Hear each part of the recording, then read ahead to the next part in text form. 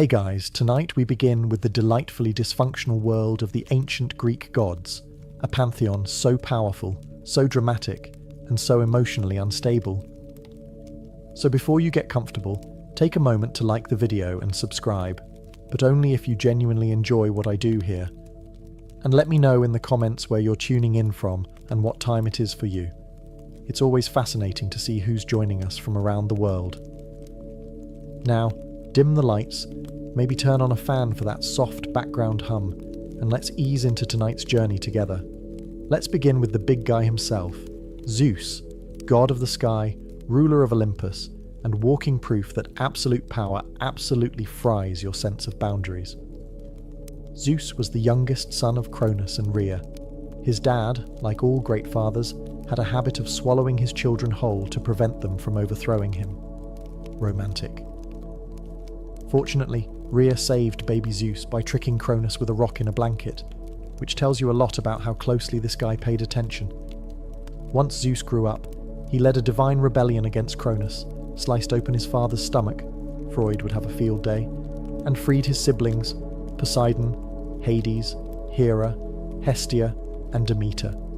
Boom. The original dysfunctional family was born.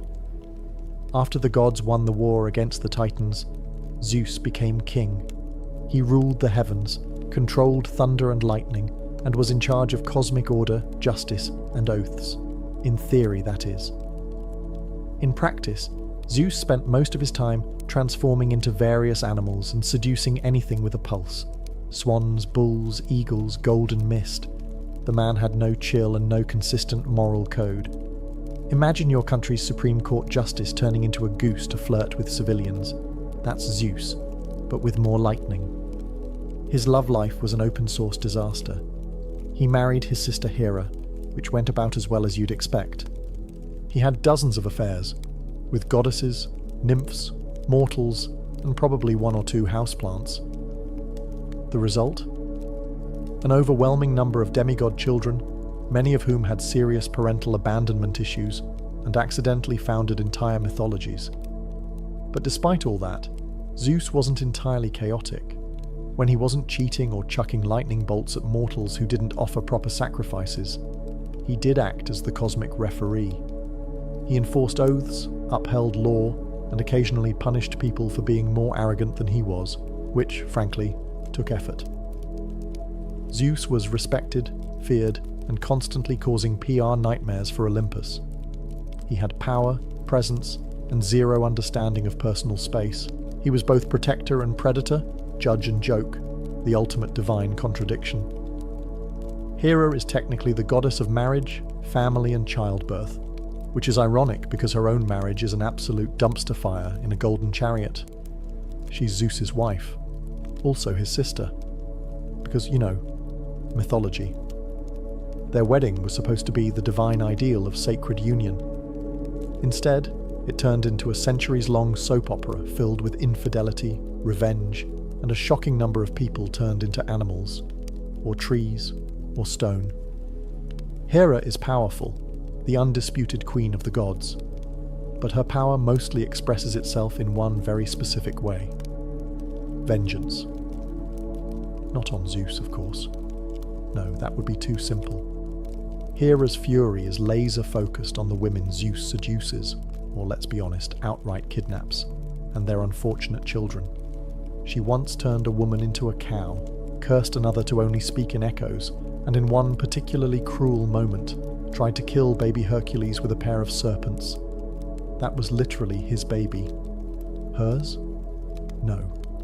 His? Still nope. It's hard to blame her entirely. Imagine being the goddess of marriage while your husband is out here inventing new forms of animal-based flirtation. But still, her divine coping mechanisms often included eternal curses and elaborate punishments. Therapy wasn't a thing in ancient Greece, so revenge was the next best option. Yet despite all that, Hera wasn't just a celestial grudge holder. She also protected women in childbirth, upheld the sanctity of marriage, theoretically, and punished oaths broken by mortals. She had temples, priests, and a devoted cult following. Cities like Argos and Samos worshipped her as a major force of divine order. In short, Hera was the goddess you prayed to when your husband was faithful, and the one who probably sent a plague when he wasn't. She's a fascinating paradox, the embodiment of female dignity and power in a system that constantly humiliated her. Her story isn't just about jealousy. It's about a woman who was supposed to symbolize unity, while holding Olympus together with pure spite and decorative fury. Poseidon was the god of the sea, earthquakes, storms, and, for some reason, horses. Because nothing says ocean god like a herd of galloping stallions. But hey, mythology. He was one of the three main brothers. Zeus got the sky, Hades got the underworld, and Poseidon got everything wet, which suited him just fine. He ruled over the vast oceans, commanded sea creatures both beautiful and nightmarish, and wielded a massive trident, not just a pointy fork, but a three-pronged divine rage stick capable of leveling entire cities. Poseidon was revered and feared in equal measure. Sailors prayed to him for safe passage. Fishermen made offerings.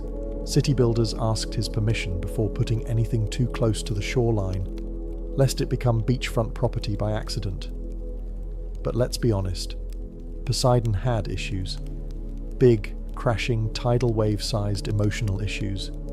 He was the classic unpredictable uncle. Sometimes generous, sometimes devastating, always a bit salty. One moment he's creating islands. The next, he's flooding your crops because someone forgot to thank him during a sacrificial goat ceremony. He once struck the ground so hard with his trident that he caused an earthquake, just because he lost a city naming contest to Athena. Seriously. She gave Athens an olive tree. He offered a saltwater spring. The people chose olives. He chose vengeance. That's Poseidon in a nutshell. He also had a rather complicated love life. There were nymphs, mortals, even one incident involving Medusa, which ended with her getting snake hair and a monster label, and him walking away without consequences. Classic. Despite all that, Poseidon wasn't just a stormy brute.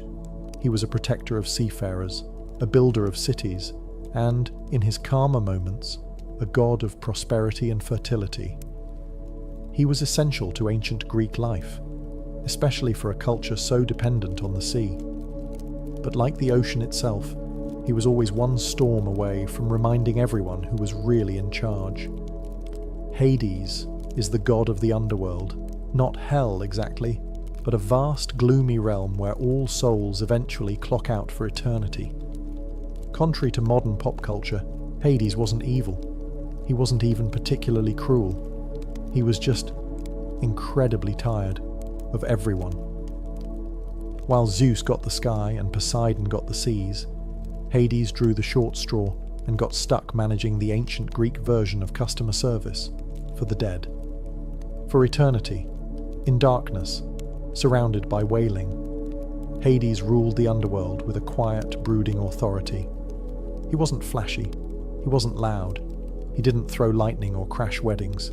He just showed up to work every day, managing the logistics of eternity and making sure souls didn't sneak out the back. The ultimate middle manager. His domain was called Hades too, because apparently naming a kingdom after yourself wasn't a red flag back then. It had sections for the heroic, Elysium, the average, Asphodel, and the truly awful, Tartarus, ancient Greece's version of a very long detention. And guess who had to oversee all of it? That's right, Hades, the goth workaholic of the gods. Now, about Persephone. Yes, he kidnapped her. Not great, definitely problematic. But also, and Greek mythology is nothing if not inconsistent, they actually grew into a functional, weirdly stable marriage. She spent half the year with him, bringing life to the underworld, and the other half on Earth, causing spring. It's less romance, more mythological timeshare. Hades was also the original pet dad. His dog, Cerberus, had 3 heads, a temper, and 0 obedience training. But he kept souls in line, mostly. Unlike his brothers, Hades didn't cheat, didn't rage, and didn't crave the spotlight. That's probably why ancient Greeks rarely built temples for him. They were terrified of attracting his attention. He was the quiet, grim uncle you didn't invite to the party, but still respected from a safe, polite distance. Athena is the goddess of wisdom, war strategy, handicrafts, and staying 10 steps ahead of everyone without breaking a sweat. She's basically the divine embodiment of logic in a world full of emotional wrecks with lightning bolts. Her birth alone is enough to give Freud nightmares. Zeus, after swallowing her pregnant mother Metis, because prophecy of course, developed a splitting headache. Instead of aspirin, he got a hammer to the skull, and out popped Athena, fully grown, fully armoured, and fully unimpressed with everyone. From day one, Athena made it clear she was not here for nonsense. Unlike her war-happy brother Ares, Athena viewed conflict like a chessboard, something to be analysed, controlled, and won with minimal shouting and maximum efficiency. If Ares was a chaotic bar fight, Athena was a war room with spreadsheets. She's also the goddess of crafts, which might seem out of place until you realise weaving in her hands was a battlefield. Just ask Arachne, a mortal who dared challenge Athena to a weaving contest. Arachne won, technically, but was then turned into a spider for being a little too talented. Moral of the story: be humble, or enjoy your new life in the corner of someone's ceiling. Athena stayed out of romance entirely. Unlike the rest of Olympus, she didn't seduce mortals, marry her brother, or transform into questionable animals. She simply had things to do, cities to protect, heroes to advise, owls to raise. She guided Odysseus home, helped Perseus behead Medusa, and probably edited the Iliad with a red pen. Athena is the goddess you'd want on your debate team, in your war council, or running your startup. She doesn't scream, she doesn't scheme, she simply outsmarts, always. Ares was the Greek god of war, bloodshed, and punching first, thinking never. If Athena was war with a blueprint, Ares was war with a sledgehammer and poor impulse control. He represented the brutal, raw chaos of battle, the part where screaming men charged into each other and no one really knew what was happening except that things were on fire and someone just lost a helmet. In short, if Ares shows up, things are about to get loud, violent, and deeply disorganized. Personality-wise, he wasn't exactly Olympus's favourite guest. Even his fellow gods didn't like him. Zeus once called him the most hateful of all the gods, and you know you've messed up when Zeus is calling you a problem. Ares was arrogant, hot-headed, and about as subtle as a flaming chariot. He wasn't particularly respected either. The Greeks admired strategy, restraint, and cleverness, things Ares consistently failed to bring to the table. He didn't win battles with tactics. He just stormed in swinging. That worked occasionally, but more often than not, it left a trail of dead bodies and deeply annoyed allies. That said, Ares was still terrifying. He was the god of fear, literally. His sons were named Phobos and Deimos, aka panic and terror, and he loved being in the thick of a brawl. He also had an affair with Aphrodite, which sounds romantic until you remember it ended with him getting caught in an invisible net by her husband Hephaestus and laughed at by the entire pantheon. Ancient Greek tabloids had a field day. In Roman mythology, Ares got a makeover as Mars, more disciplined, more honourable, less sweaty. But in Greece, he stayed the chaotic, muscle-bound avatar of violence. Still, Ares had his moments. In times of actual war, he was feared and revered. Warriors made sacrifices to him, hoping he'd bring them strength, or at least ignore them for a while. And when he wasn't breaking things, he did ride a cool chariot pulled by fire-breathing horses, which earns him at least one style point. Aphrodite was the goddess of love, beauty, desire, and romantic messes with extremely high body counts. If you've ever seen someone fall in love way too fast with exactly the wrong person, congratulations, you've witnessed Aphrodite's divine influence. There are two origin stories for her, depending on how much trauma you can stomach. In one version, she's the daughter of Zeus and Dion. In the older, and frankly, much weirder version. She's born from the sea foam that formed when Cronus chopped off Uranus's, godly equipment and tossed it into the ocean. And yes, that's probably the least romantic origin ever assigned to the goddess of romance. Aphrodite was so stunningly beautiful that mortals and gods alike basically lost their ability to make good decisions in her presence. She had an actual magical belt, the cestus, that made her irresistible to anyone, which, let's be honest, is a mildly unfair advantage in the love department. Despite being the embodiment of desire, Aphrodite's own love life was complicated. She was married to Hephaestus, the hard-working god of fire and blacksmithing, but she famously preferred the company of Ares, the god of war, which tells you everything you need to know about her taste in men. Their affair was exposed when Hephaestus trapped them mid-romance in a golden net and summoned the other gods to come take a look. Ancient Greece, where revenge and group humiliation were considered excellent conflict resolution. But Aphrodite wasn't all chaos and cheating. She had a softer side too. She helped young lovers, presided over weddings, and brought beauty to the world. She was the goddess people prayed to before confessing a crush or trying to charm their way out of something stupid. Still, she wasn't above starting wars. She's the one who offered Helen of Troy to Paris, sparking the Trojan War. Why? Because she wanted to win a divine beauty contest. Yes, really. An entire civilization burned because Aphrodite wanted a golden apple that said, "To the fairest." She's the patron goddess of desire, not stability. Beautiful, intoxicating, and absolutely not interested in your relationship boundaries. Hephaestus was the god of fire, metalworking, craftsmanship, and being the only Olympian who actually had a job. While the rest of the gods were busy starting wars, chasing mortals, or throwing lightning like confetti, Hephaestus was in the workshop, forging weapons, building palaces, and muttering under his breath. His origin story varies, but none of it is flattering. In one version, he's born deformed, and Hera, repulsed by his appearance, tosses him off Mount Olympus like unwanted luggage. In another, Zeus does the tossing after a family argument. Either way, the man falls from heaven, lands hard, and ends up with a permanent limp and probably some abandonment issues the size of Crete. Despite the rocky start, Hephaestus gets back to Olympus. Not through forgiveness, but through leverage.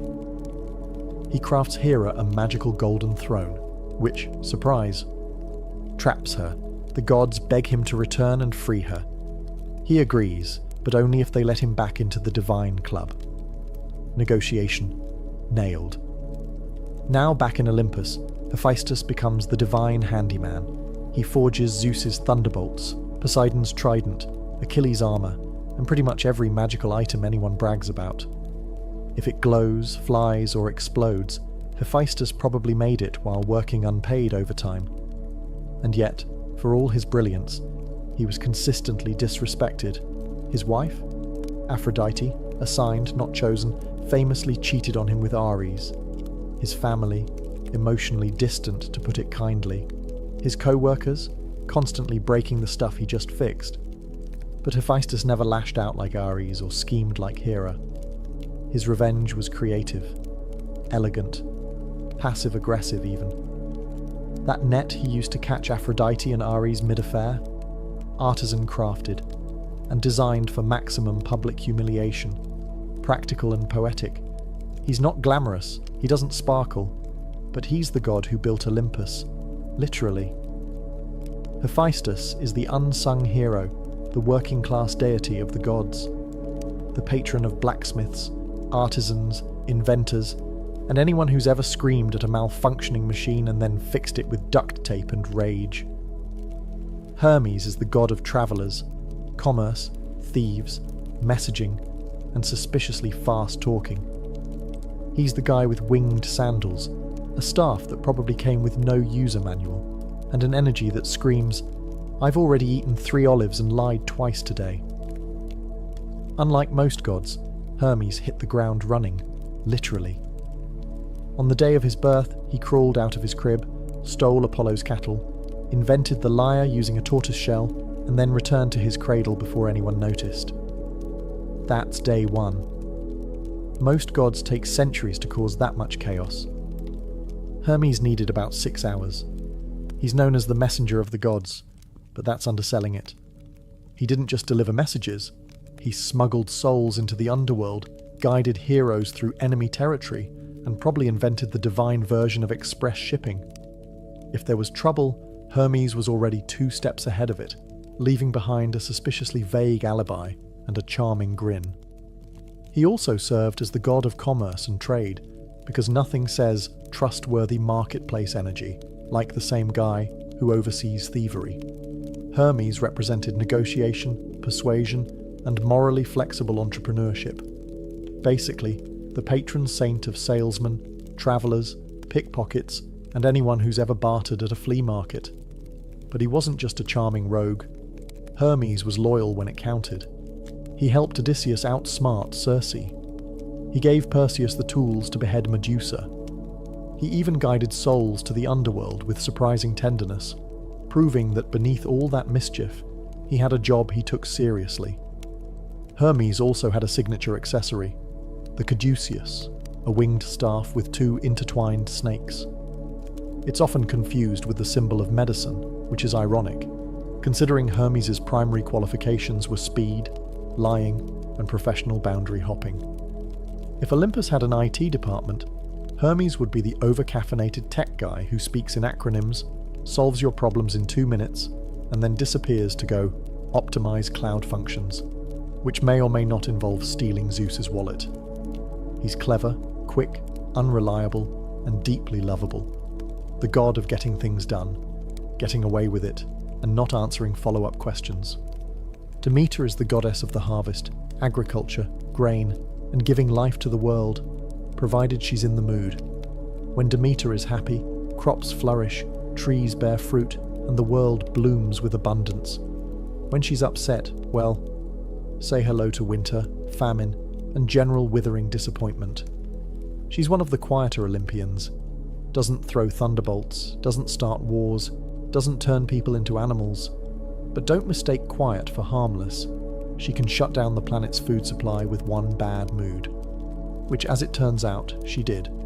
Enter Persephone, her beloved daughter, the literal flower child of Olympus. One day, Persephone is out picking flowers, minding her own mythological business, when the earth opens up and Hades, god of the underworld and professional kidnapper, swoops in and abducts her. Classic Greek parenting crisis. Demeter, understandably, loses her divine mind. She searches the earth in grief, refusing to let anything grow until her daughter is returned. Crops fail, animals starve, mortals beg for mercy. Demeter's response? No Persephone, no produce. Eventually, Zeus intervenes, mostly because the humans are dying and no one's getting any sacrifices. A deal is struck. Persephone will spend part of the year with Hades, part with Demeter, and thus the seasons are born. Spring and summer, Demeter's happy. Fall and winter, she's pouting. So yes, one of the most important natural cycles in human existence comes from Demeter's seasonal mood swings. Global agriculture powered by maternal grief and emotional blackmail. Mythology at its finest. Demeter also had a strong sense of justice. She once taught humans how to grow wheat and build civilizations, then turned around and burned a royal baby because the parents interrupted her mid-ritual. It's a fine line between goddess of life and terrifying earth witch, but at her core, Demeter represents nurture, resilience, and the sacred bond between mother and child. She brings life from the ground and takes it away just as easily. Dionysus is the god of wine, revelry, fertility, theatre, madness, and those questionable decisions you make after your third glass of whatever he's pouring. He's the divine embodiment of YOLO, wrapped in ivy, slightly intoxicated, and possibly summoning a panther. Born under very dramatic circumstances, Dionysus started life as the child of Zeus and a mortal woman, Semele. When Hera found out, because of course she did, She tricked Semele into asking Zeus to reveal his true godly form. Spoiler, it vaporized her. Zeus, ever the problem solver, stitched the unborn Dionysus into his thigh and carried him to term. Yes, thigh pregnancy. Greek mythology, where nothing is weird enough to question. Dionysus grew up wandering the earth, spreading winemaking, chaotic joy, and mild existential dread. He was followed by a rowdy entourage of satyrs, maenads, and woodland party crashers, a travelling circus of ecstasy and potential property damage. His worship wasn't just about fun and grapes. Dionysian rituals involved letting go of your identity, your inhibitions, and sometimes your clothes. His festivals were wild, immersive, and often involved masks, theatre, and very questionable decisions under the stars. Think Burning Man, but with divine consequences. But Dionysus wasn't all fun and fermented joy. He had a temper, a very theatrical one. If you mocked him, refused his worship, or interrupted his vibe, things got weird. One king who banned his cult was driven mad and dismembered by his own people. Another was turned into a dolphin. He didn't do light punishment. He did statement punishments. Yet he was also deeply compassionate, especially to outcasts, misfits, and those outside polite society. He gave comfort to the broken, voice to the silenced, and occasionally transformed people into vines, which is probably symbolic of something. Dionysus is the paradox of divine liberation and chaos. He's joy and destruction, art and madness, the god who blesses you with creativity one moment and has you dancing barefoot in a vineyard the next, questioning your life choices. Artemis is the goddess of the hunt, wilderness, wild animals, and the moon. She's also the goddess of "No, I will not explain myself," and "Yes, that was a threat." Often depicted with a bow in one hand and zero tolerance in the other, Artemis is one of the few Olympians who didn't need thunderbolts or love potions. She had precision, discipline, and a pack of divine wolves. Twin sister to Apollo, Artemis arrived in this world in typical overachiever fashion. She helped deliver her own brother shortly after her own birth. From that moment forward, she was done with men. She swore off marriage, romance, and anything remotely resembling emotional vulnerability.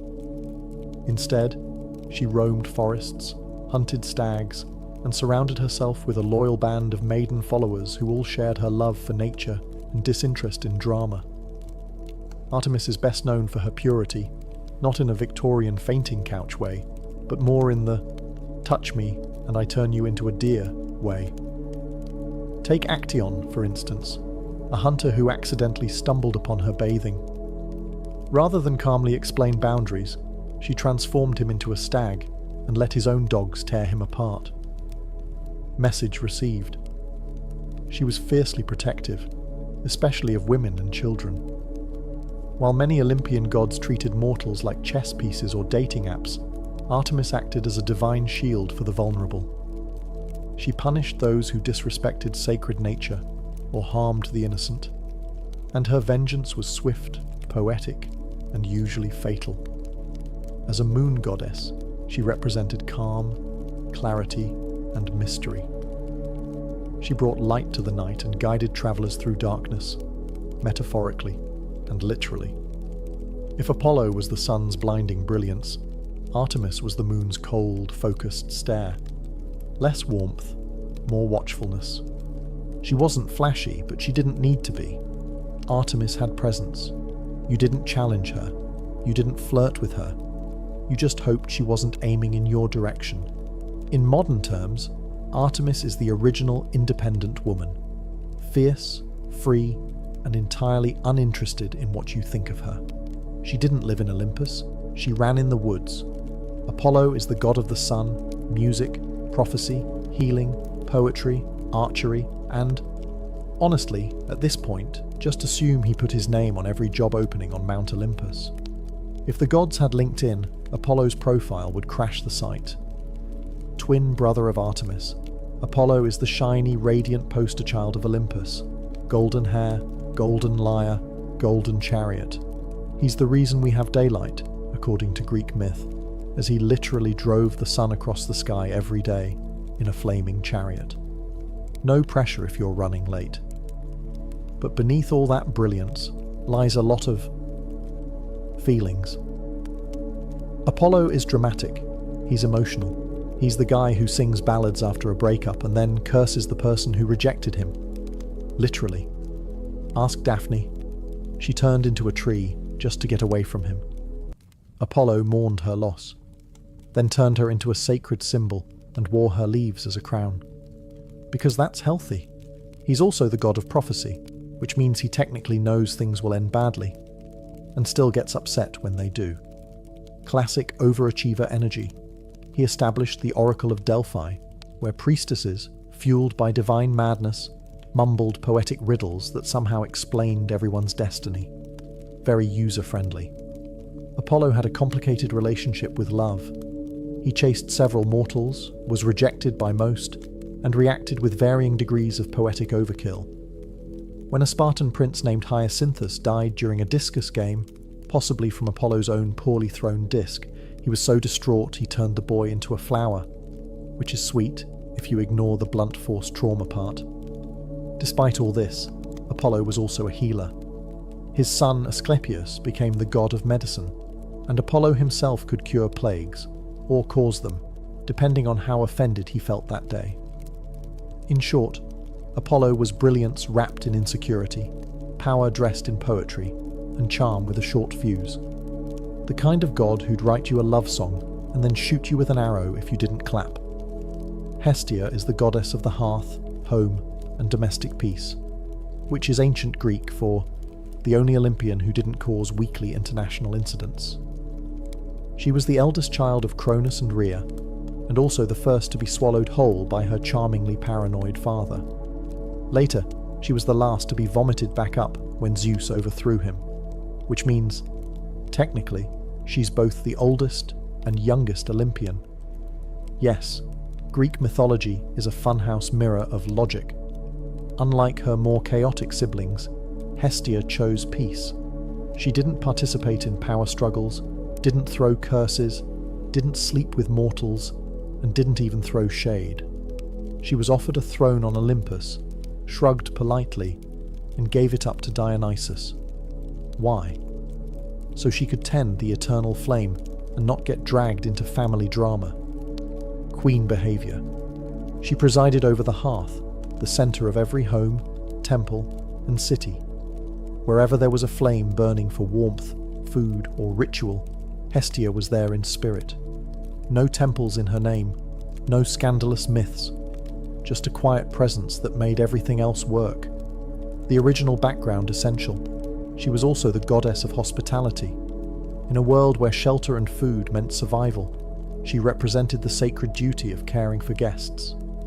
Invoking her meant your fire would stay lit, your bread wouldn't burn, and hopefully your relatives would leave on time. And unlike most Olympians, she didn't go around turning people into animals, inanimate objects, or ironic morality lessons. Hestia didn't need revenge. She had a well-swept floor and inner peace. Because of her, every meal began and ended with an offering. Every city had her flame burning in its heart, and every prayer circle probably had someone whispering, "Thank you for not being a handful." If the gods were a dysfunctional office, Zeus would be the CEO with boundary issues, Athena the overqualified strategist, Dionysus the HR violation, and Hestia would be the calm office manager, keeping the coffee warm and the lights on, while everyone else argued about whose temple caught fire. Hestia reminds us that there's power in stillness, value in simplicity, and sometimes the most essential figure is the one who doesn't demand attention, but holds everything together. Persephone is one of the most fascinating figures in Greek mythology, a goddess with a split personality written directly into the seasons. She's the bloom of spring and the chill of death, life and decay, flower crown and iron throne. She's the daughter of Demeter, goddess of the harvest, which already puts her in the realm of life and fertility. But then things took a turn, as they often do in Greek myth, when Hades, lord of the underworld, saw her picking flowers and decided, wife material. He abducted her, straight into the underworld. No discussion, no coffee first. Demeter, naturally, was devastated. She scoured the earth, and when no one told her where Persephone had gone, she shut down agriculture entirely. The result? Global famine and an angry mob of hungry mortals. Eventually, Zeus intervened, not out of fatherly concern, but because no one was sacrificing anything while starving. A compromise was reached. Persephone could return if she hadn't eaten anything in the underworld, which of course she had. 6 pomegranate seeds. Just enough to legally bind her to a part-time gig in the land of the dead. Thus began her dual role, half the year on Earth with Demeter, ushering in spring and summer, the other half with Hades in the underworld, giving us fall and winter. The ancient Greeks invented seasonal depression with a myth, but here's where things get interesting. Over time, Persephone embraced her role as Queen of the Dead. She wasn't just a sad, kidnapped flower girl. She became a ruler, calm, firm, and quietly powerful.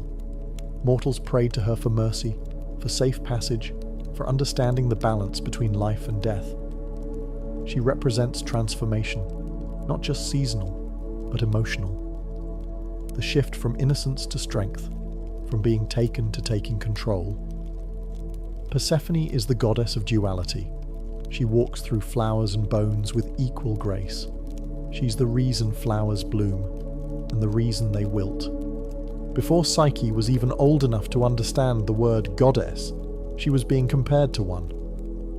By the time she reached womanhood, statues of Aphrodite were gathering dust, while mortals travelled miles just to glimpse the face of this mortal girl. Her beauty wasn't simply admired, it was worshipped. Entire crowds treated her as if she were Aphrodite, reincarnated in flesh and bone. People whispered that she must be divine, that no mortal woman could look like this by accident. But for Psyche, all the reverence felt hollow. She walked through cities and villages like a phantom, adored but untouched, celebrated but alone. No one dared to approach her with true affection. Men looked at her like a living painting, flawless, silent, untouchable. Even her family, though proud, grew uneasy. Her 2 sisters had married noble men, begun families, and lived the kind of grounded, warm lives that Psyche herself craved. But no suitor would dare to court a girl believed to be a rival of Aphrodite, and therein lay the danger. You see, the gods weren't fond of competition, especially Aphrodite. Watching her temples grow silent while mortals laid garlands at the feet of a mere girl made the goddess burn with divine rage. To her, Psyche wasn't a beautiful child. She was an insult carved into flesh. Yet Psyche knew none of this. She spent her days walking gardens alone, speaking to no one. She'd never felt a lover's touch or heard a whispered vow in the dark. Her beauty had become a curse, one that distanced her from the only thing she truly wanted, a soul that saw her, not just her face. She would stand by her window at dusk, watching the horizon fade and thinking perhaps this was her fate, to be loved by all but held by none. No priest, no oracle, no stranger ever offered an answer, until one day someone did. But it wasn't a man, it wasn't a priest, and it wasn't a mortal. It was a goddess. And she wasn't offering love, she was demanding revenge. On Mount Olympus, beauty was more than vanity, it was power. And no one wielded it like Aphrodite. She was the goddess of desire, of seduction, of divine charm. But lately, her temples echoed with emptiness. Her statues stood lonely beneath the sun. Why? Because mortals now knelt before a human girl, Psyche, as if she were the new goddess of love. To Aphrodite, this wasn't just offensive, it was treason. The goddess watched from her celestial perch, her envy twisting into hatred. She had destroyed kings for less. How dare a mortal girl steal her worshippers? How dare she exist as a living insult to divine beauty? And so, Aphrodite did what goddesses do. She summoned her son, Eros. Now, Eros wasn't just any deity. He was the god of love, yes, but not the soft, tender love mortals wrote poems about. No, Eros dealt in chaos. He sparked passion where there should be none. He made kings fall for swindlers, queens for slaves, enemies for each other. His arrows didn't ask for permission. They shattered logic, loyalty, and sometimes entire empires. Aphrodite's command was simple. Make Psyche fall in love with the most hideous, vile creature on earth. Something monstrous. Something beneath even the worms. Let her feel what it's like to be mocked by love. Eros, ever the obedient son, accepted. Bow slung over his back, quiver full of divine arrows, he descended to the mortal realm under the cover of moonlight. He found Psyche asleep in her chamber, candlelight flickering across her features like water. She was beautiful. Too beautiful. And Eros, who had pierced 1,000 hearts, felt his own skip a beat. This wasn't right. This wasn't part of the plan. Still, he reached for his arrow, but in his distraction, something went wrong. His hand slipped. The arrow pricked his skin. Just a drop. But it was enough. The god of love had just fallen victim to his own power, and in that moment, fate shifted. For Eros would no longer be his mother's weapon, he would be Psyche's silent protector. But neither of them knew what price the gods would demand for this forbidden affection. And Aphrodite would not forgive betrayal. Eros vanished before Psyche could stir from her sleep, the wound from his own arrow still warm on his skin.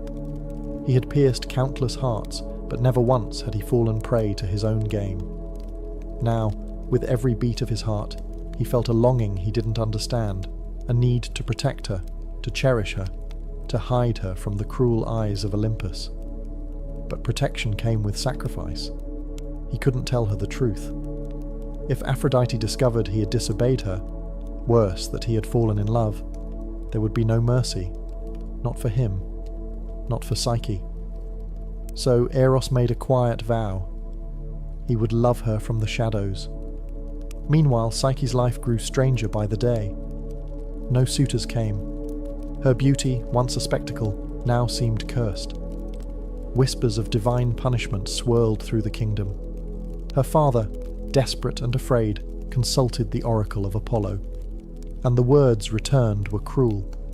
She shall not wed a mortal man. Instead, she will marry a monster, a beast feared even by the gods. Send her to the mountaintop, dressed as a bride. There her fate awaits. Her family wept, her sisters gasped, but Psyche stood still, silent, as if the wind had carved her into stone. A monster? This was her destiny? Not love, not choice, but sacrifice? Still she agreed, not out of courage, but out of resignation. She had been adored like a goddess, yet never touched by love. Perhaps this cruel, monstrous fate was simply balance. Eros watched from above, his heart twisting with guilt. He had meant to protect her, but now the gods had spun a web he couldn't untangle. If he intervened openly, his mother would know, but if he did nothing, Psyche would be lost.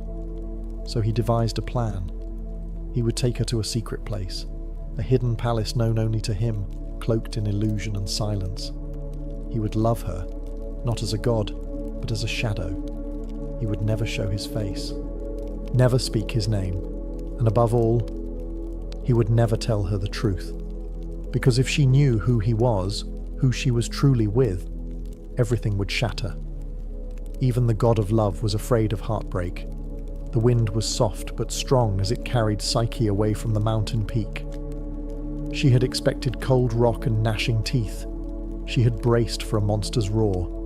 But instead, silence. Gentle, surreal silence.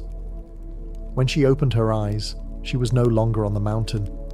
She stood in a meadow of glowing flowers, more radiant than any garden she had ever known. A path of polished stone wound through the field, leading to something impossible. A palace, grander than anything human hands could build.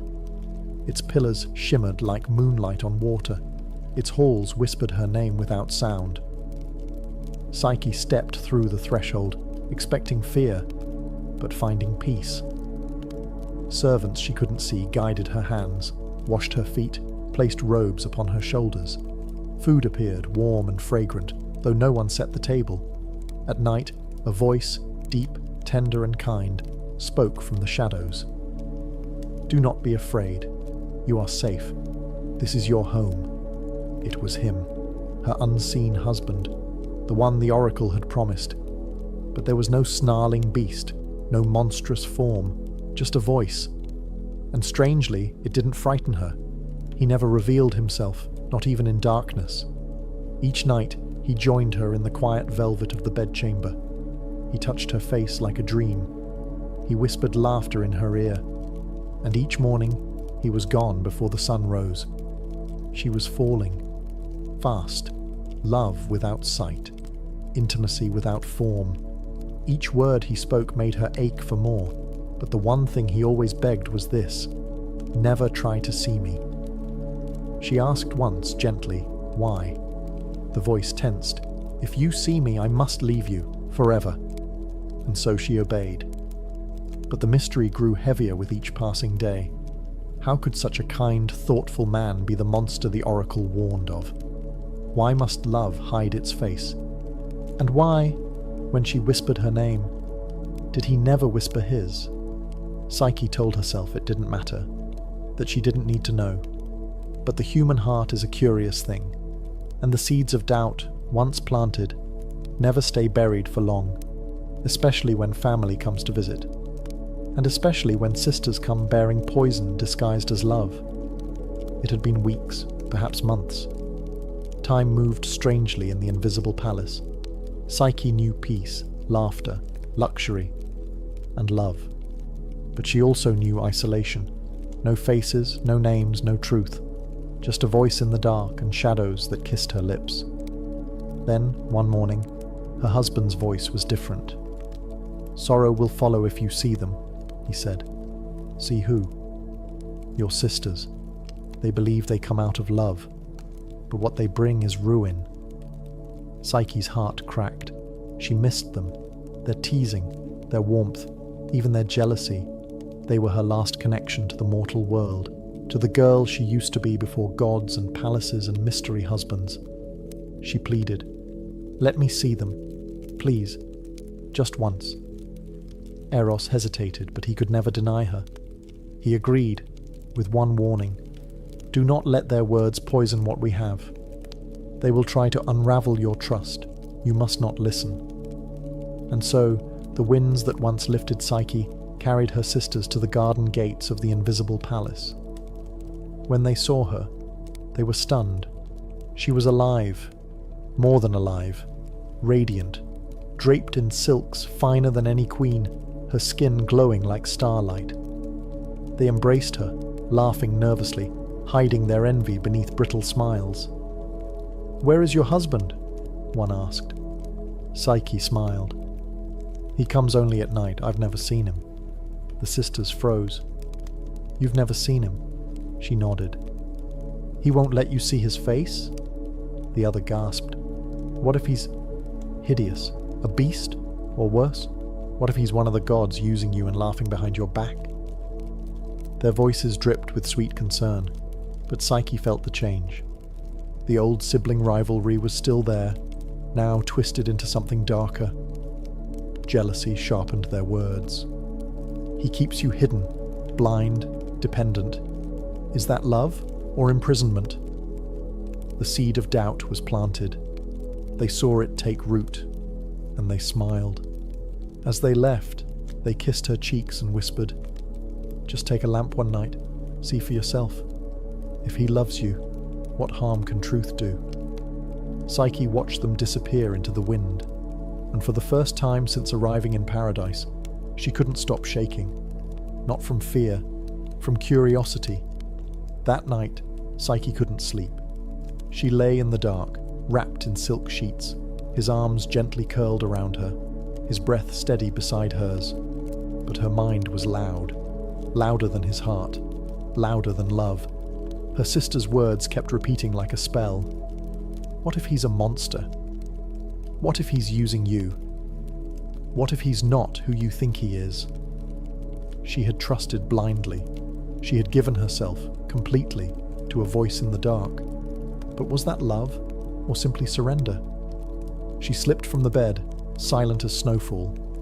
Her bare feet kissed the cold floor, and in her hand she held a small bronze oil lamp, its wick already lit. Her heart thundered in her chest as she approached. Her fingers trembled as she leaned in, and when the light reached his face, she gasped. Not a monster, not a god in disguise, a man, beautiful beyond words. Golden curls tangled on the pillow, soft lips curved in sleep, and on his back, wings, feathered, divine, folded like a secret. This was Eros, the god of love, and he had chosen her. Her eyes filled with tears, not from fear, but from guilt. He had trusted her, warned her, loved her, and she had doubted. She leaned closer, wanting to kiss his lips, to whisper an apology before the light was gone. But fate is cruel. A single drop of hot oil spilled from the lamp and touched his bare shoulder. He awoke with a cry of pain and betrayal. His wings flared open, his eyes wide with heartbreak. "You broke your promise," he said, voice hollow. "You trusted fear more than love." "I'm sorry," Psyche whispered, falling to her knees. "I just wanted to know." Eros stepped back, his glow dimming. "Now you do." And with that, he vanished into the darkness. The palace crumbled behind him. The invisible world they'd shared unraveled like smoke. Psyche was left alone on a barren hillside, the lamp still warm in her hand and her heart. Shattered, she had seen the god of love, and lost him. Not to fate, but to doubt. Psyche wandered, barefoot and broken, across a world that suddenly seemed colder. The lush gardens, the silken halls, the voice that once lulled her to sleep, gone. The sky offered no answer. The earth gave no comfort. Only her regret remained. Each step was heavy with sorrow. She called out to Eros in forests, in fields, in rivers, even in dreams, but there was no reply. The god of love had vanished, not from Olympus, but from her life. In desperation, Psyche returned to her father's home. But the palace that once cherished her now whispered with rumours. Her sisters, triumphant in her misery, claimed she had married a demon and lost everything. No one believed her tale of love and gods and winged husbands. So she left again. This time not out of exile, but purpose. She would find Eros, no matter how far she had to go, no matter what wrath she might face, even if it meant entering Olympus itself.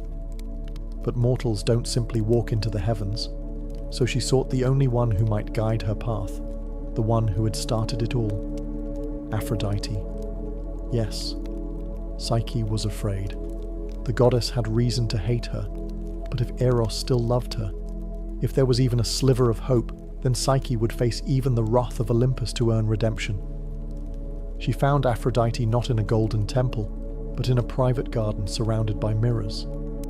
The goddess looked into her own reflection, as if searching for flaws that didn't exist. When Psyche approached, Aphrodite didn't turn. "I warned you once," the goddess said coldly, "and still, you touched what was mine." Psyche knelt. "I love him." Aphrodite laughed. "You love him? You mean the son you betrayed? The god you doubted?" "I was foolish," Psyche admitted, "but I will do anything to earn back his trust." Aphrodite turned, her eyes sharp as blades. "Anything?" Psyche nodded. The goddess smiled, but it was not kind. "Then you will suffer. You will be tested. And perhaps, at the end of your agony, you'll be worthy of my son." Thus began a trial not of strength, but of devotion, and Psyche would have to face it alone. Aphrodite didn't waste time. Her beauty was legendary, but her cruelty, when provoked, was equally divine. If Psyche wanted even a chance to see Eros again, she would have to prove her worth through a series of impossible trials. The first task was deceptively simple. Aphrodite led her to a vast storage chamber, where mountains of seeds spilled across the floor: barley, millet, lentils, poppy, wheat, and beans, all mixed together into an indistinguishable chaos. "By nightfall," Aphrodite said with a yawn, "separate them, every grain, every seed, into its proper pile. If you fail, you'll never see my son again." Then she left, humming to herself. Psyche stared at the impossible task. Even 1,000 hands wouldn't be enough to sort such a mess in a day. She knelt anyway and began, picking seed after seed, her fingers shaking. Minutes passed like hours. Her eyes blurred. She wasn't even a fraction of the way through. But the gods are always watching, and so are their creatures. Unseen by Psyche, a line of ants had been watching her toil. Not just any ants. These were sacred to Demeter, goddess of the harvest. Perhaps they pitied the girl. Perhaps they were moved by love. In a sudden flurry of motion, hundreds of tiny legs raced across the floor. The ants formed living rivers, dividing the seeds with shocking precision. In minutes, the chaos became order. Barley to one side, lentils to another, millet in neat pyramids. It was like watching nature itself rewrite the laws of time. When Aphrodite returned at dusk, she was met not with failure, but perfection. She narrowed her eyes. "You had help," she snapped. Psyche bowed her head. "I only did what I could." Aphrodite's lips twitched with something between anger and amusement. She hadn't expected the mortal girl to complete the task, much less with grace. But no matter. There were still many more trials to go. Harder ones. Deadlier ones. This was only the beginning, the goddess warned. If you want to see Eros again, you'll need more than luck. And yet Psyche, exhausted, sore, but standing, nodded. "I'll do whatever it takes." Because love, true love, was worth more than divine comfort or mortal pride. And Psyche's war had only just begun. Psyche barely had time to rest before Aphrodite handed her the second task, this one even crueler in its design. "See that river down there?" the goddess asked, pointing to a winding stream glinting beneath the afternoon sun. "It runs beside a meadow where wild rams graze. Their wool is made of gold. Bring me a tuft of it, just a handful, but do try not to die." She smirked and vanished, leaving Psyche to face what she knew was more than a simple chore. These were no gentle creatures. The golden rams were sacred, their eyes wild, and their horns sharp as spears. They were known to gore anything that entered their field, tearing intruders apart without warning. They glittered like treasure, but guarded it with rage. Still, Psyche climbed down the hill and approached the field. She crouched by the reeds, heart pounding, watching the creatures roam. Their hooves cracked against stones. Their growls echoed low and primal. There was no way she could survive entering their territory in daylight. She sank to her knees, tears welling, fear clawing at her resolve. But once again, the world watched. A quiet whisper drifted through the tall grass. A soft voice, like reeds swaying in rhythm. It was a spirit of the river, an old presence bound to the stream. "Do not enter the field while the sun is high," the spirit murmured. "The rams rage under daylight, but when twilight falls they rest in the shade. Wait, and then gather the wool from the thorny branches where it has snagged. No beast will miss it." Hope returned. Psyche waited. Hours passed. The golden rams, one by one, wandered into the trees and settled into slumber. As darkness fell, she crept forward, quiet, careful, and found tufts of golden fleece tangled in brambles and bark. By moonlight, she gathered the wool and returned to Aphrodite, who narrowed her eyes at the shimmering handful in Psyche's palm. "You live again," the goddess muttered. "Curious." But Psyche said nothing. No pride, no gloating, just silent strength, because love had taught her something even the gods had forgotten. Courage grows quiet, but it endures. And though Aphrodite was not finished testing her, Psyche was far from finished fighting. Aphrodite was growing frustrated. Psyche had survived tasks meant to crush her, using nothing but determination and a strange, unshakable luck. The goddess's smile was gone now, replaced by cold calculation. And so, for the third trial, she gave Psyche an errand that should have ended her story for good. "Fetch me water," she said. "Not from a well, not from a stream, but from the river Styx itself." Psyche paled. The Styx was no ordinary river. It marked the boundary between the world of the living and the dead. Its waters were sacred, cursed, and fatal to touch. Even the gods approached it with fear. Mortals didn't survive its banks. They didn't even return. Still, Psyche nodded. Her journey led her to the edge of a cliff so steep it seemed carved by the hands of titans. Far below, the river Styx churned like black glass, and from it rose vaporous curses and the cries of lost souls. Its current didn't flow, it coiled like a living serpent. Worse still, guarding the river were monstrous winged beings, sentries of the underworld. They swooped and screamed at anything that moved, claws sharp enough to tear bone from flesh. There was no way down, no path forward, no hope. She collapsed beneath a rock ledge, clutching the crystal vial Aphrodite had mockingly handed her. "Just a sip," the goddess had said. "Enough to show you tried." But then, a shimmer. A high-pitched hum filled the air, and from a crack in the stone emerged a tiny creature. An eagle, massive by bird standards, regal and golden-eyed. Sent by Zeus himself, the eagle of thunder and kings. Without a word, it took the vial from Psyche's hand, spread its wings, and soared down the deadly cliff. The sentries shrieked, but dared not attack, for even death respected Zeus's command. Within moments, the eagle returned, placing the sealed vial, filled with Styx's shimmering, cursed waters, into Psyche's trembling hands. She didn't ask why Zeus helped her. Perhaps Eros had once helped him. Perhaps even gods respected love's endurance. When Psyche returned to Aphrodite, the goddess accepted the vial with stony silence. Psyche had passed again, but the final trial would take her where even gods fear to go, and not all love stories survive a journey into the underworld. Aphrodite's voice was colder than the Styx itself.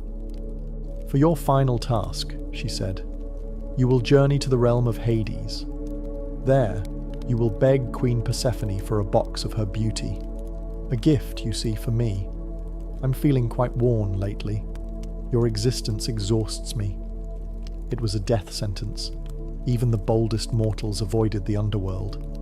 The living did not enter Hades' realm and return, but Psyche no longer hesitated.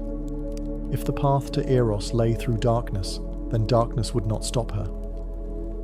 Guided by whispers from sympathetic voices, some say Demeter, others say invisible demons of kindness, she found a hidden entrance, a cave that pierced the world's surface like a forgotten scar. She brought with her 2 coins for Charon, the ferryman, and barley cakes for Cerberus, the 3-headed hound.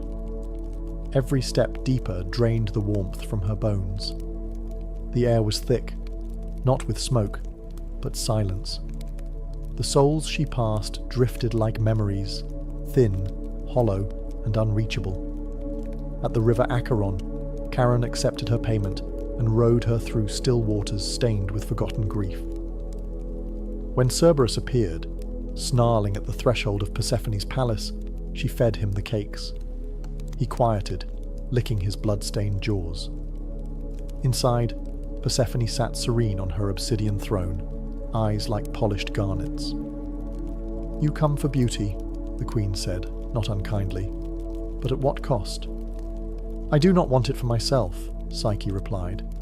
"I must deliver it to Aphrodite." Persephone nodded. Perhaps she too understood the madness of love.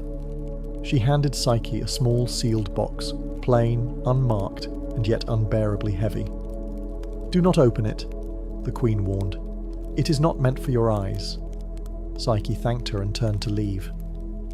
The journey back was quiet, but heavier now, with temptation. The box pulsed in her hands. Surely just a peek couldn't hurt. She told herself no, over and over. But doubt, like before, crept in. What if this beauty made her worthy of Eros again? What if this was the final key? The surface was near. Her heart raced, her fingers twitched, and as light returned to her face for the first time in days, she opened the box, and darkness consumed her. The moment Psyche opened the box, expecting light and beauty, a cold mist spilled from it like a breath from the grave. It wasn't beauty, it wasn't divine radiance. It was sleep, not ordinary sleep, but the deathless slumber of the underworld, crafted by Persephone to preserve her power, not to beautify Aphrodite. Psyche didn't scream. She didn't collapse. She simply dropped.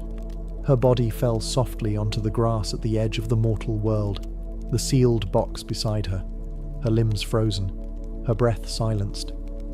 She wasn't dead, but neither was she alive. Caught in an eternal pause, her heart stilled by her own curiosity. And that might have been the end of Psyche.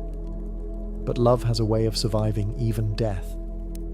Far away, in Olympus, Eros had not forgotten her. His wounds had healed, but his heart had not. He had kept away at his mother's command, tormented by visions of Psyche toiling through impossible trials. And when he heard she had entered the underworld, he knew. She had done it for him, defying Aphrodite, braving death, all for love. That was no mortal girl. That was a queen. Eros defied his mother, bursting from Olympus in a blaze of wings and gold. He raced through the skies, the clouds splitting at his heels, until he found her, motionless, silent, lying like a marble statue kissed by the dusk. He fell to his knees beside her, and he wept. Not tears of sorrow, but of rage, of regret, of love too big for words. He lifted the box gently and sealed it shut. Then, without hesitation, he leaned down and kissed her lips. Not a magical kiss, not a spell, just a kiss, a promise, a memory, a plea, and her eyes fluttered open. Psyche gasped, the sleep lifting like fog. Her hands reached for him before she could even speak. "Eros," she breathed. "You came back," he whispered. "I never stopped loving you." He held her tighter than ever before. And in that moment, all the gods who had watched, some amused, some angered, finally understood. Even the god of love had met his match. Their reunion shook Olympus. Eros, the god of love, had defied his mother. Psyche, a mortal, had defied death. And together, they had crossed the boundaries between divine and human, between duty and desire. Such love was dangerous. Aphrodite was livid. She stormed into the court of the gods, demanding punishment. "This mortal," she cried, "has mocked the gods, meddled with sacred laws, and corrupted my son. She must be erased." But the gods were no longer so certain. They had seen Psyche's trials, witnessed her suffer, persevere, and rise again. Her love had survived what no mortal love ever had. Still, the matter had to be decided, and so they turned to Zeus. The king of the gods sat silent on his throne, lightning in one hand, fate in the other. He had watched all of it, from Psyche's fall to her rise, from her doubt to her devotion. At last, he spoke. "There is power," Zeus said, "in a love that endures." Aphrodite opened her mouth to protest, but he raised a hand. "You have tested her. She has passed. More than any mortal I have ever seen. She is not unworthy of Olympus. She is proof that even mortals can love like gods." Then he turned to Eros and Psyche. "You want to be together, truly, forever?" They both nodded. "Then so be it." With a flick of his hand, Zeus summoned a goblet filled with ambrosia, the drink of the gods. He offered it to Psyche. "Drink, and you will no longer be mortal. Your heart will beat with eternity. Your soul will live among us. But your trials will not be erased. You will carry them, as we all carry the stories that shape us." Psyche took the goblet. Her hands didn't tremble. She drank. Warmth spread through her, not burning but blooming. Her senses expanded. Her heartbeat slowed, then deepened, like a bell tolling across centuries. And just like that, she was divine, no longer mortal, no longer less. Eros took her hand, and in front of all Olympus, they were declared husband and wife. Love, for once, had not ended in tragedy. It had been crowned. The moment Psyche drank the ambrosia, the transformation was complete, not just in body, but in spirit. Her skin shimmered with divine radiance, her eyes now holding galaxies rather than tears. The gods who once scoffed at her mortal blood now watched in awe. For the first time in Olympus's long memory, a mortal had earned her place among them, not by bloodline, but by devotion. She was no longer Psyche the girl, or Psyche the beautiful.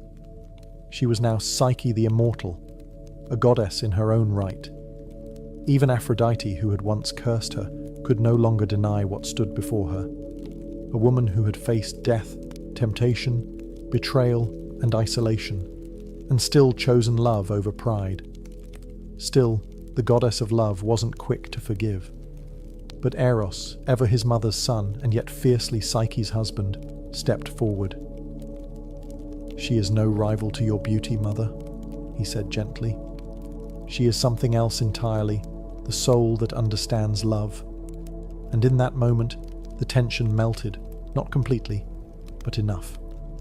Aphrodite's silence was her surrender. Zeus proclaimed her goddess of the soul, Psyche, whose very name in Greek meant both soul and breath of life. Her trials had shaped her not into a statue of perfection, but into the embodiment of what love endures. A great feast was held on Olympus. Nectar flowed like rivers, stars danced in celebration, and even the fates smiled at the story they had once woven in whispers. Psyche stood by Eros, no longer uncertain or afraid. She was equal. She was divine. Together, they watched the skies above and the mortal world below, guardians of love and the soul's journey. And from their union, a daughter was born. Hedone, goddess of pleasure and delight, symbol of joy born from the union of love and soul. Where once Psyche had walked among thorns and shadows, she now danced in eternal light. Not because she was perfect, but because she had loved, fallen, suffered, and risen again. She was proof that even mortals, even the broken-hearted, could reach the heavens, one trial at a time. And so, the tale of Eros and Psyche did not end in tragedy, as so many mortal loves do, but in transformation. Not into myth, but into something far greater, a truth whispered across centuries, from temples to bedrooms, from storytellers to dreamers. Love, real love, is not easy. It is tested, it is doubted, it is wounded.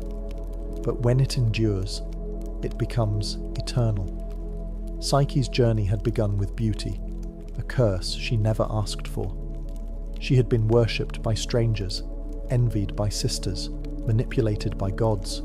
She had been punished for being loved, then punished again for loving back.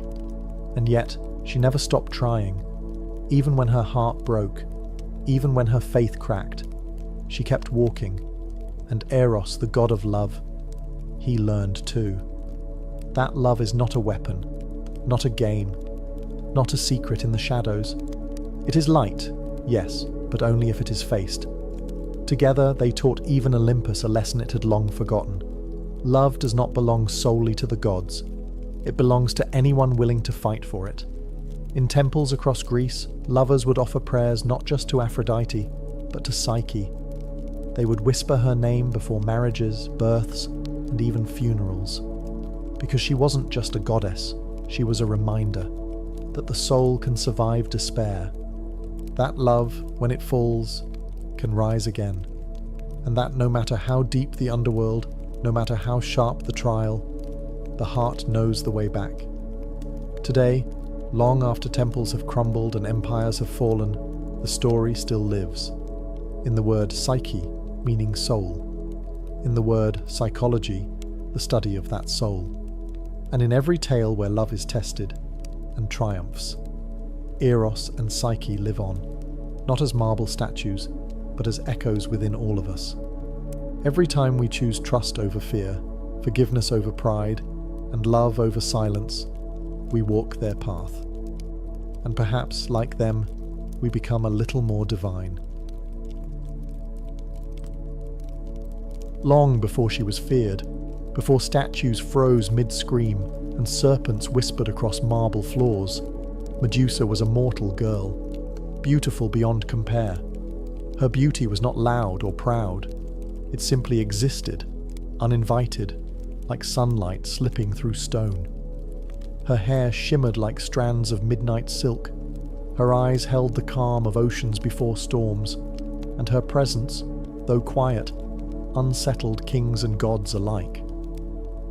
She was born into a family of monsters, in a time where monsters were worshipped and feared in equal measure. Her sisters, Stheno and Euryale, were immortal, fierce, and monstrous by design. But Medusa was different. She alone was mortal. She alone could die. And perhaps that made her even more precious. But Medusa wanted no throne, no lovers, no crown of divine favor. She chose something rarer, devotion. As a young woman, she entered the sacred service of Athena, the virgin goddess of wisdom, war, and restraint. In the echoing marble temple built high on cliffs above the sea, Medusa swept the floors, lit the incense, and whispered prayers long before dawn. She took the vows of chastity, purity, and silence, not because she was forced to, but because she believed. She admired Athena, not just as a goddess, but as an ideal, strong, untouchable, above the chaos of mortal hearts. In time, even the people began to whisper that Medusa was a living statue of Athena herself. Worshippers would sneak glances at her while pretending to pray. Her face became a symbol, her voice rarely heard, her life bound in sacred duty. But beauty, even in a temple, is not safe. Word of Medusa's grace spread beyond the temple walls, past the cities, through forests, into the realm of gods, and with it came danger. For in Olympus, desire often wore a divine face, and the line between admiration and possession was razor-thin. One god in particular took notice, not a god of wisdom, not a god of restraint, but a god of seas, storms, and appetites. And while Medusa kept her vows, fate had already begun to twist. Because in the realm of gods, even purity can be punished. And soon, Medusa's sanctuary would become her prison. Far beneath the crashing waves and coral palaces of the deep, Poseidon ruled the seas with pride, fury, and a hunger that was never fully satisfied.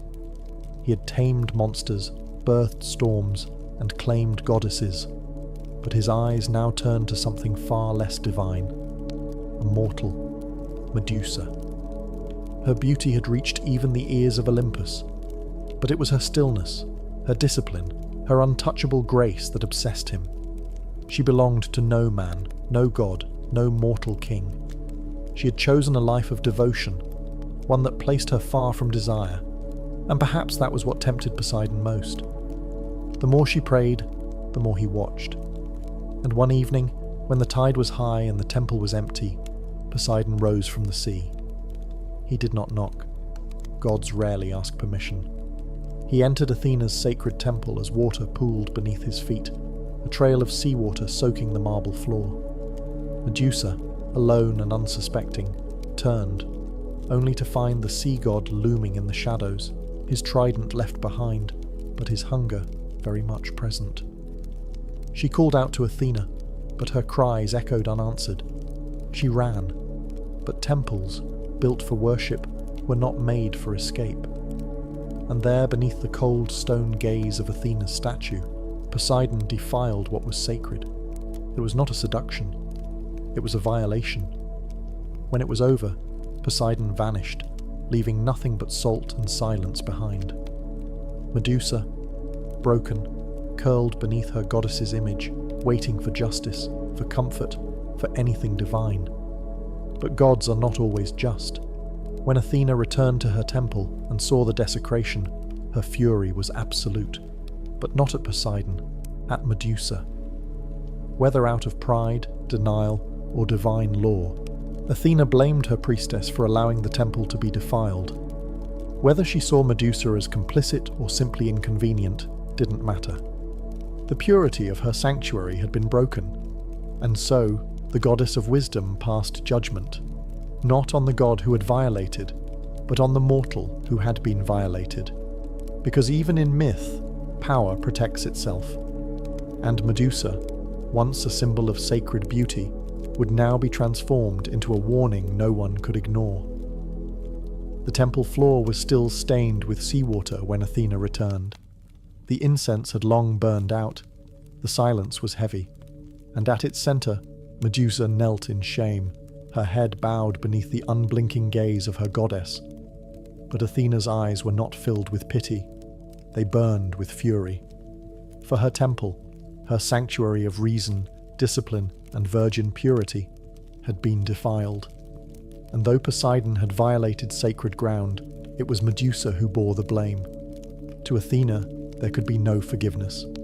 Gods never apologized, and temples never forgot. The punishment had to be symbolic, eternal. She stepped down from her statue's pedestal and stood over Medusa, who trembled, confused, awaiting mercy from the very goddess she had worshipped for years. But mercy was not given. Instead, Athena's voice echoed like thunder between marble walls. "You have brought shame into my house. Let the world see what becomes of beauty that invites destruction." With a single gesture, she reached down and touched Medusa's forehead. The transformation was immediate.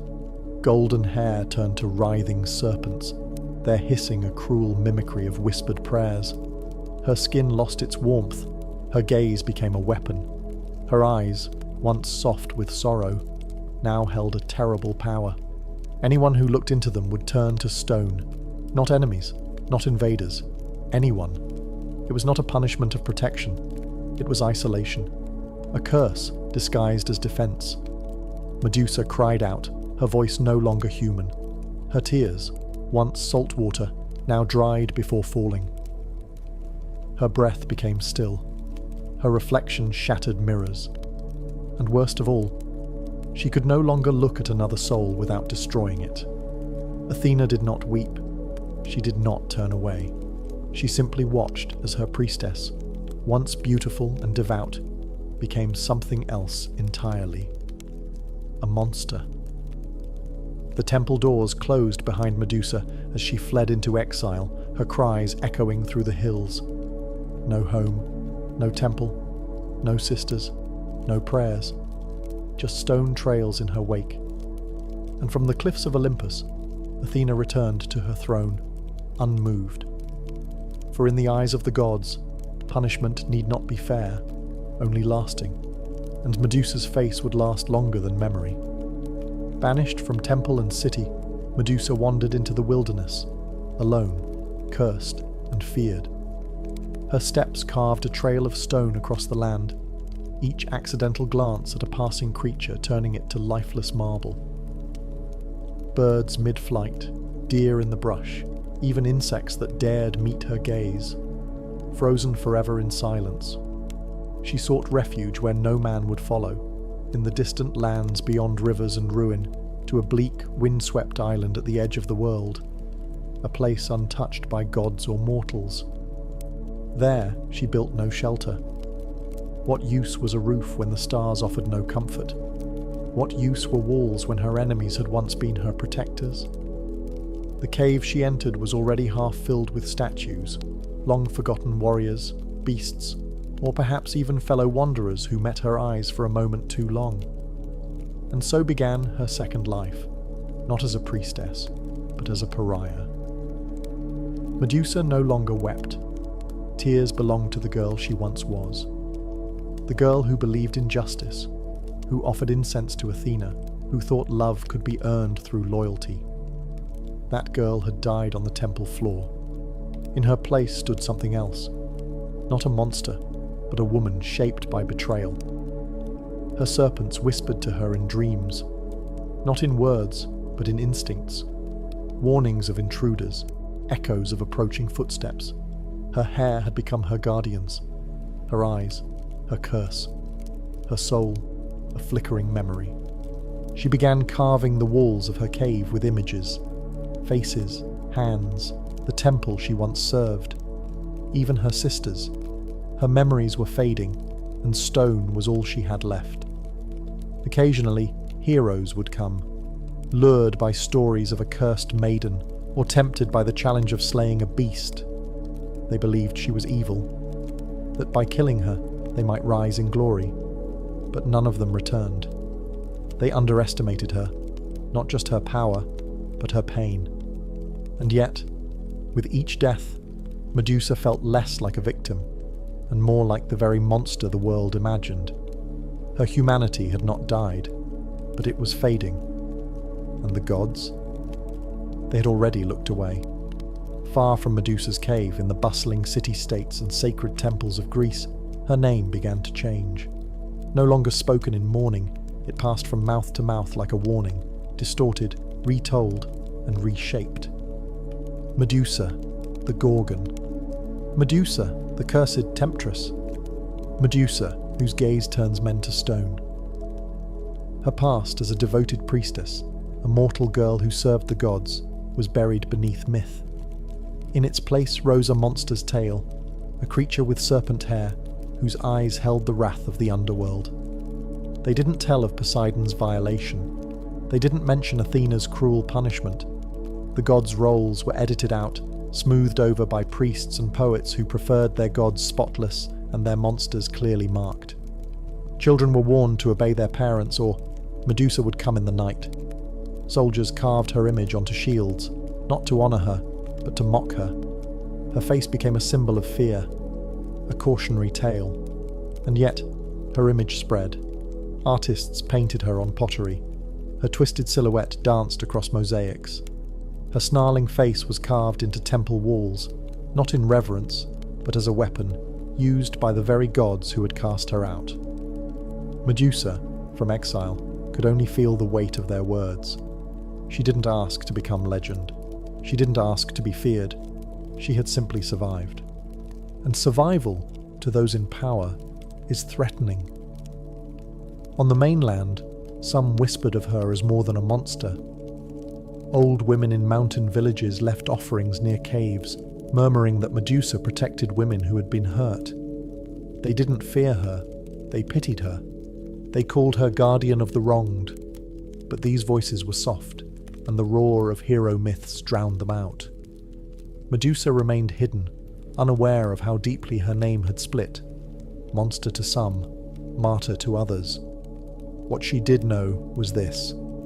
No matter how far she hid, they would keep coming. Men with swords and shining armor. Men who thought killing her meant glory. Men who had never cared who she was, only what she had become. And somewhere, a new challenger was already being born.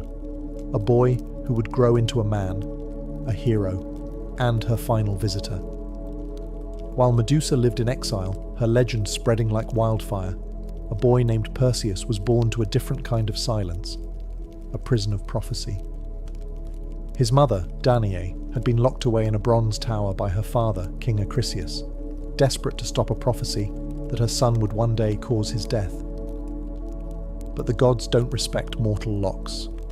Zeus came to Danae not with love, but as golden rain, slipping past walls and warnings. From that divine encounter, Perseus was born. When the king discovered the child, he dared not kill a son of Zeus directly. So he cast mother and infant into the sea, sealed in a wooden chest, a quiet execution wrapped in cowardice. But the sea, ruled by Poseidon, carried them not to death, but to refuge. They washed ashore on the island of Seriphos, where a fisherman took them in. Danae raised Perseus in hiding, teaching him strength, humility, and the silence of survival. She never spoke Zeus's name. She never told her son what kind of god had sired him. Years passed. Perseus grew into a sharp-eyed young man, clever, strong, but untested. And then came the king of Seriphos, Polydectes. He wanted Danae for himself. Perseus stood in the way.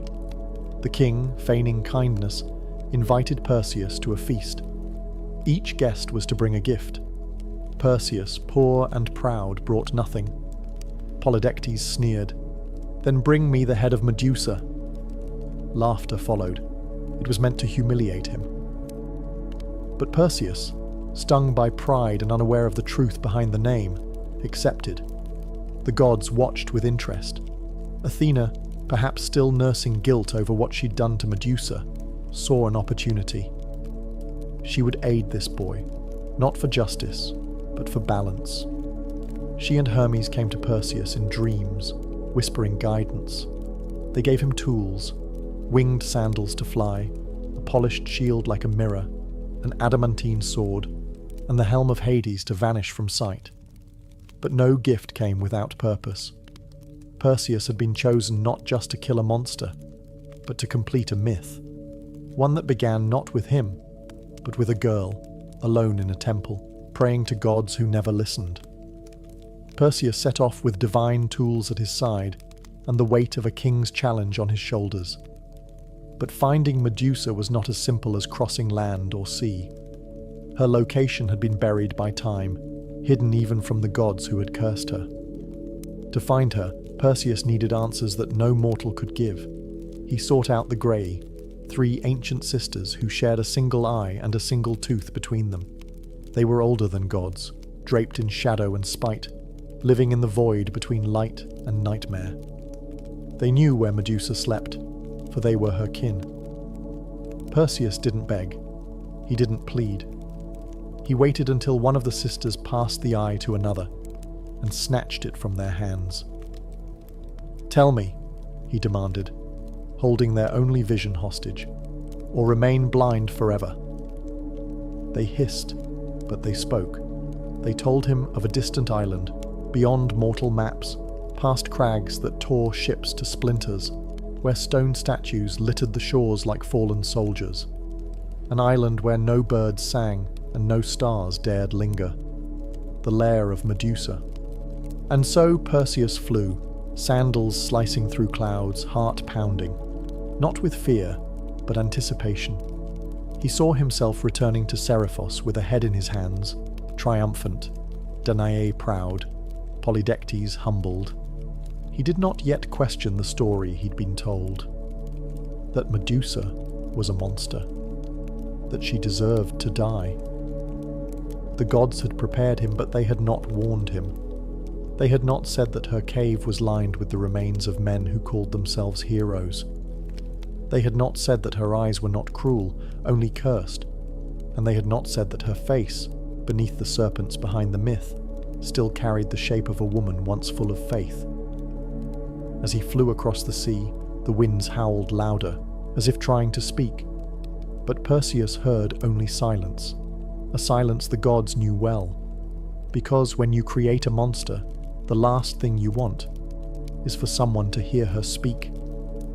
When Perseus landed on the shores of the island, the world seemed to hold its breath. No breeze, no bird song, only statues, hundreds of them, scattered like fallen warriors across the cliffs and crags.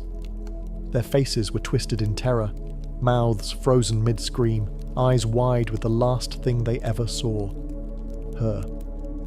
He stepped over stone limbs and shattered shields, his sword sheathed, his mirrored shield held tight. Athena had warned him, never look at her directly, use reflection, be swift, be silent.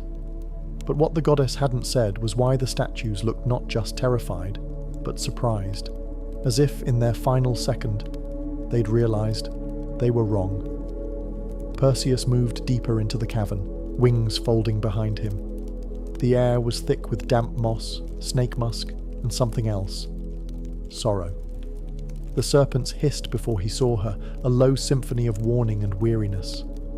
Then she appeared, not charging, not roaring, not even aware. Medusa slept, coiled on a bed of stone, arms curled around herself like a child. Her face, in the mirrored shield, was peaceful, fragile.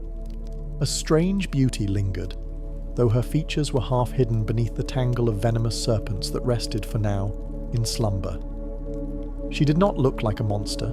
She looked like someone who had been left behind. Perseus hesitated.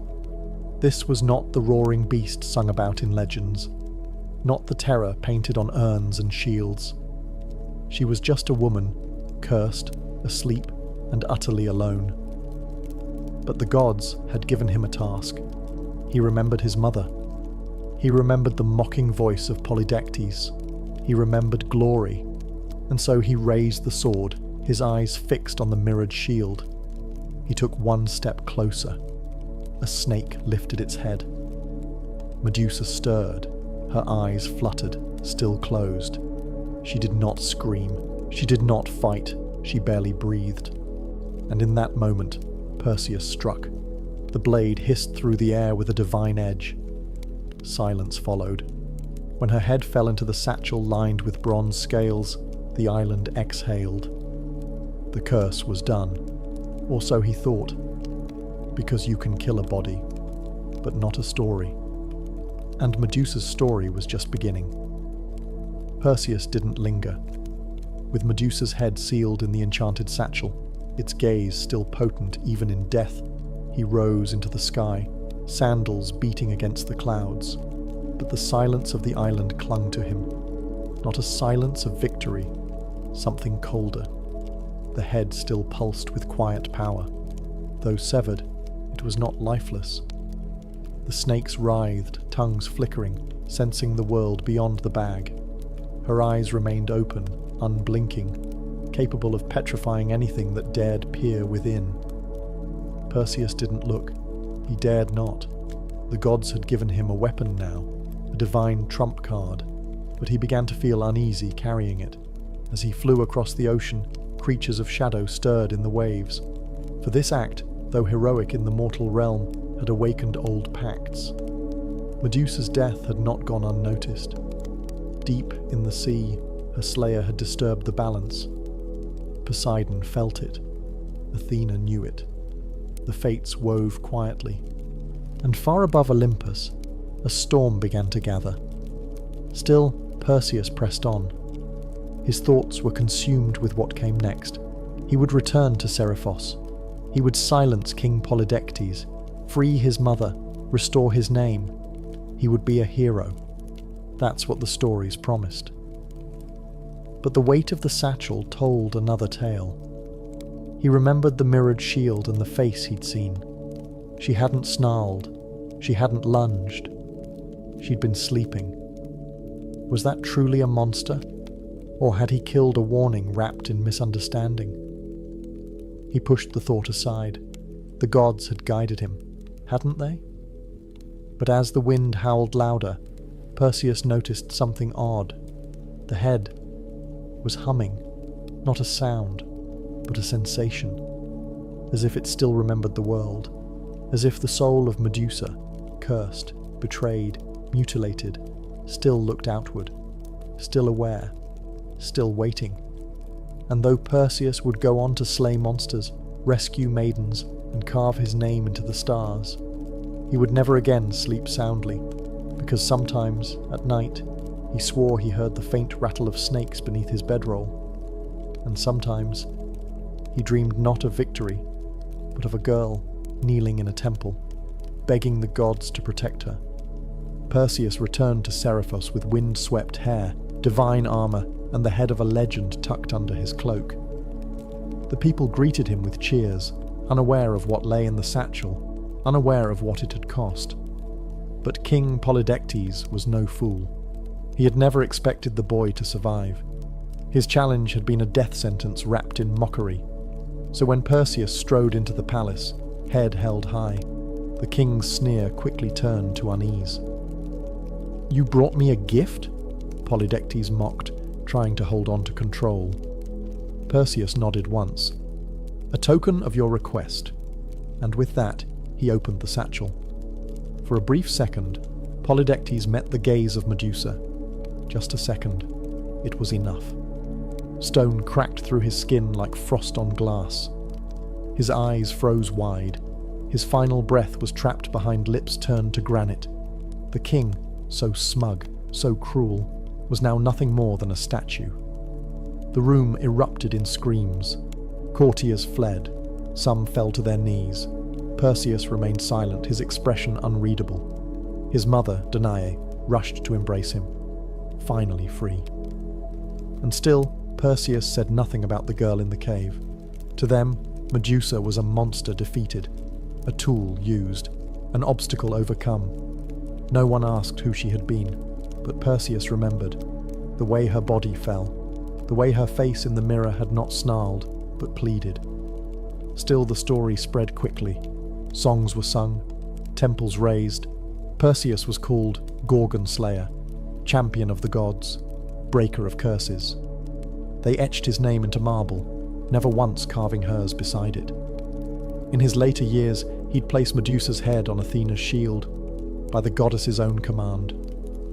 Her face, once scorned, was now turned outward as a weapon of divine justice. But not justice for her, justice for others.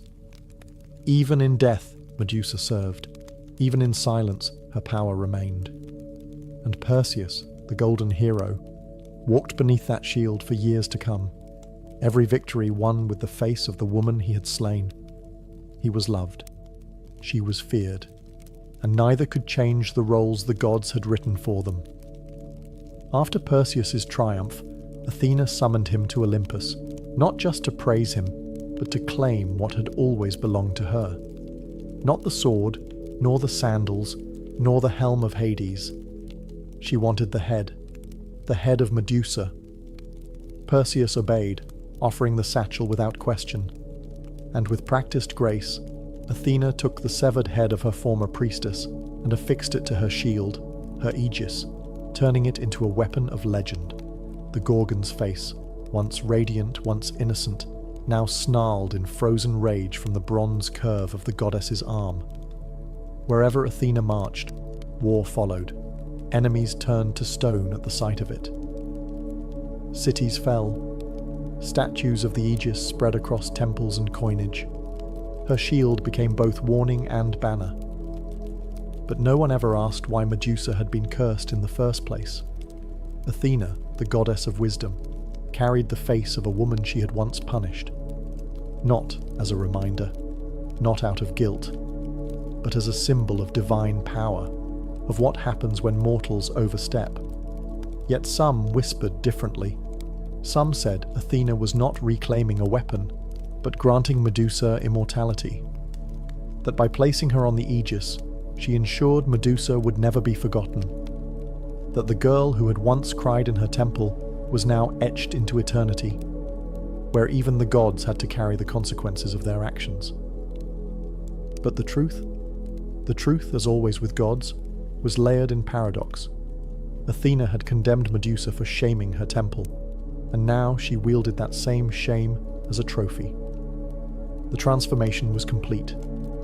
Medusa had been a priestess, then a victim, then a monster, now a weapon, an icon. And yet, somewhere in the curve of that sculpted jaw, in the tragic slant of her petrified eyes, something still lived, something the world couldn't unsee. Because even as she turned armies to stone, there were always a few, just a few, who looked upon her face and didn't see a monster. They saw a question, a protest, a warning, and that is a power no blade could match.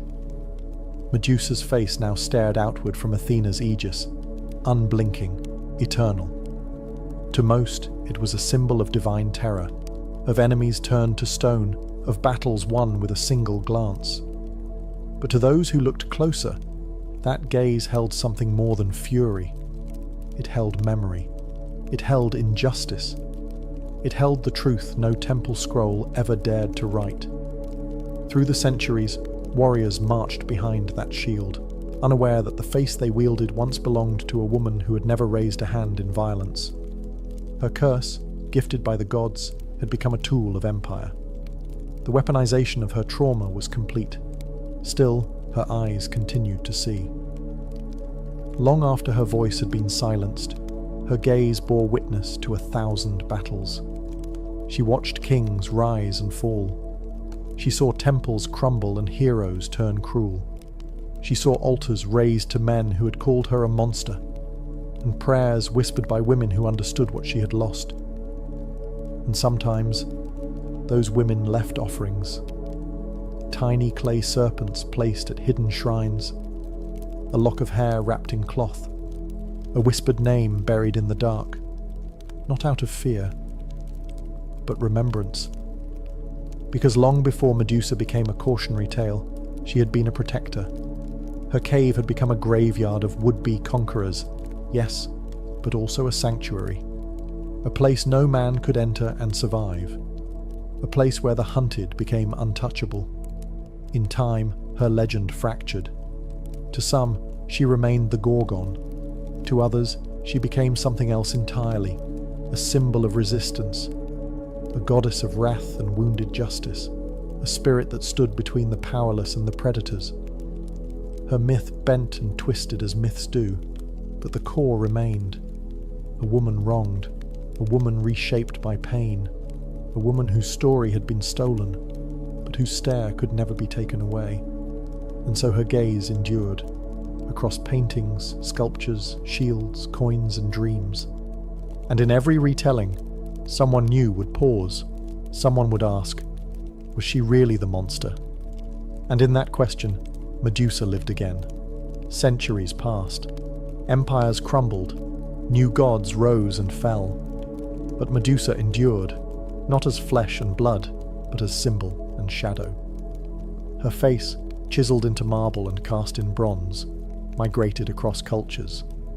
In Byzantium, in Rome, in forgotten corners of the world, her image lingered just beneath the surface of myth and memory. But something strange happened over time. The tale began to split. In one version, she remained the monster, the Gorgon, the serpent-haired killer who turned men to stone with a glare.